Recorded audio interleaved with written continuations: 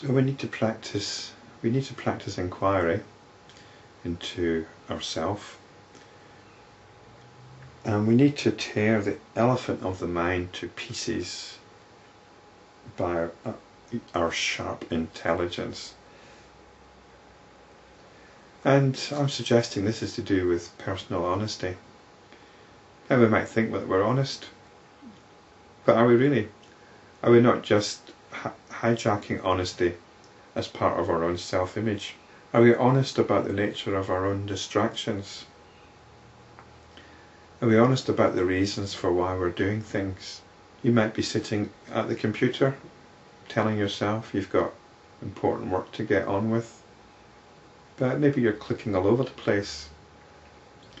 The computer is a great analogy for understanding our own mind. It's our distractions writ large. How much time do we spend at the computer? How much time do we spend getting lost in these distractions? You've got these compulsive patience players, people that will sit playing this card game, solitaire it's called, I think. And I've been there myself. You sit down to do some work, you click on solitaire, and how many hours of that have we notched up? You wouldn't think about getting a pack of cards and doing it. Too much effort. You can just click the icon and you're away. And that's just solitaire. What other things can you get distracted with? And yet you'll tell yourself you're getting on with some work. You'll get round to it in a minute, several hours later.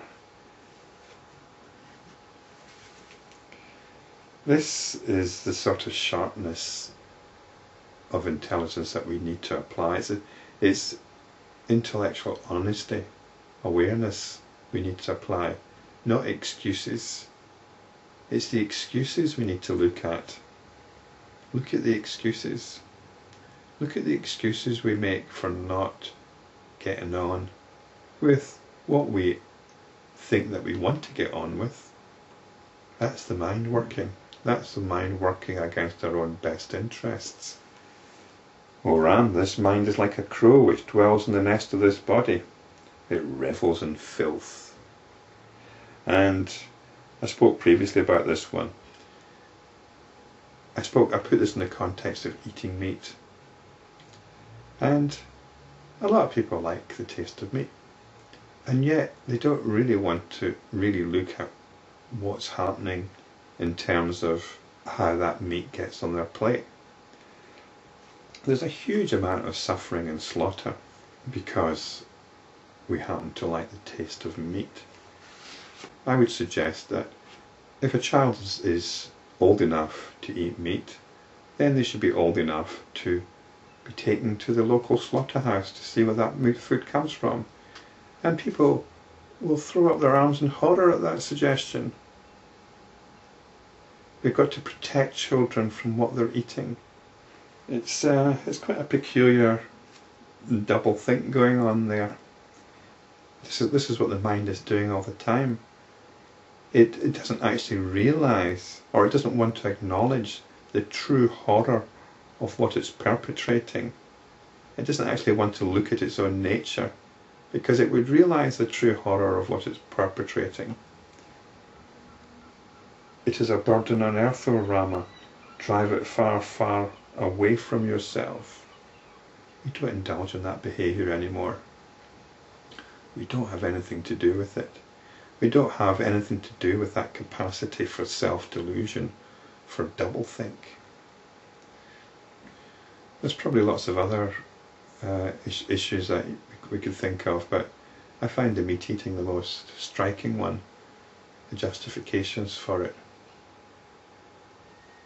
When on every level it seems like such a bad thing. But I think on a personal level we could probably look at our own habits and the habits which damage us and perhaps damage the people around us. I think Eckhart Tolle's got a good way of thinking when he talks about the pain body here. This is the pain body. This is the mind as the pain body. and we need to get it into perspective. We need to get it into sharp focus and stop identifying with it. So in that way we drive it far, far away from ourselves.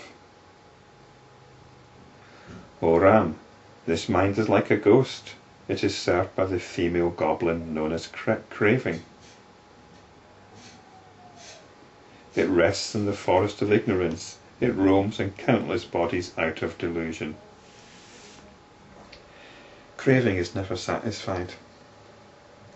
I'm going to ignore the fact that there's a female goblin here. I think that might be the most judicious thing to do. But craving is never satisfied. If craving hasn't got what it wants, then the craving for that object has increased. And once it gets what it wants, it starts craving for something else. Now, craving might seem a little bit abstract, but I think craving can take many different forms. Another thing which features that nature of craving is resentment. A lot of people operate from resentment. And the thing about resentment is it's never satisfied. Somebody feels resentful because they feel maybe they're not appreciated, or that a wrong perpetrated against them has not been properly acknowledged. So they feel resented, they feel resentful that somebody's not acknowledged the wrong that's been inflicted upon them. But let's just say that wrong is acknowledged. And then they think, yes, that's right, somebody did something wrong against me. So you can't, resentment, like craving, it's never satisfied. It's self-nurturing. Even if it gets what it wants, that just encourages it to continue. So this is craving.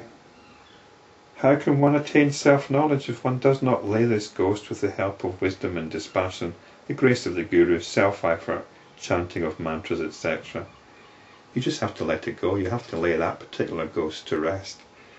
Wisdom and dispassion, that's what arises from self-enquiry. If you can't do that, then resort to any other means possible. O Ram, this mind is like a venomous serpent which has killed countless beings. Destroy this with the help of the eagle, of the appropriate contemplative formula or destruction. Well, the eagle is a traditional enemy of the serpent, but the eagle flies high and it sees what's going on.